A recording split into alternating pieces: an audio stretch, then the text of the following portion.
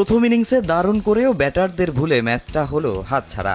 Series হারার সঙ্গে কঠিন হয়ে গেল 2027 বিশ্বকাপে সরাসরি খেলা।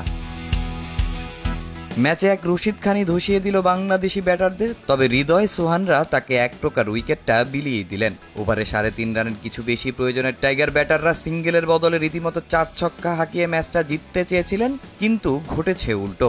মুশতাক আহমেদের মতে মানসিকতা ঠিক করতে হবে টাইগার ব্যাটারদের। আমার মনে হয় আমরা বল নয় বোলারের বিপক্ষে খেলেছি।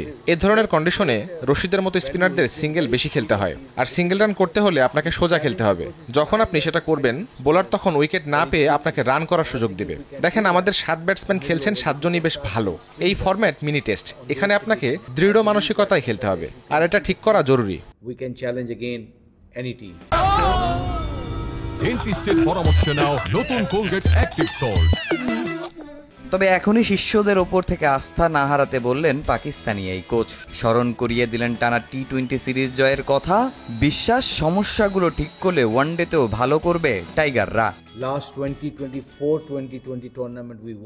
আমরা টি-20তে টানা 4 সিরিজ জিতেছি, যা আমাদের আত্মবিশ্বাস অনেক উপরে নিয়ে গেছে। ছেলেদের সব দলকে হারানোর মতো মানসিকতা তৈরি হয়েছে। তবে টি-20 থেকে যখন ওয়ানডে ফরম্যাটে এসেছে, তখন ব্যাটিংয়ে সমস্যা দেখা দিয়েছে, কিন্তু অন্য সব ডিপার্টমেন্ট কিন্তু বেশ ভালো করছে। ব্যাটিংয়ে মিডল অর্ডারের সমস্যা হচ্ছে, এটা ঠিক করা খুব গুরুত্বপূর্ণ। তাহলে আমরা এই ফরম্যাটেও বেশ ভালো ক্রিকেট খেলতে পারবো।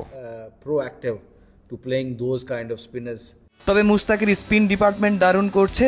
রিশাদ তানভীরদের নিয়ে দেখছেন বড় স্বপ্ন।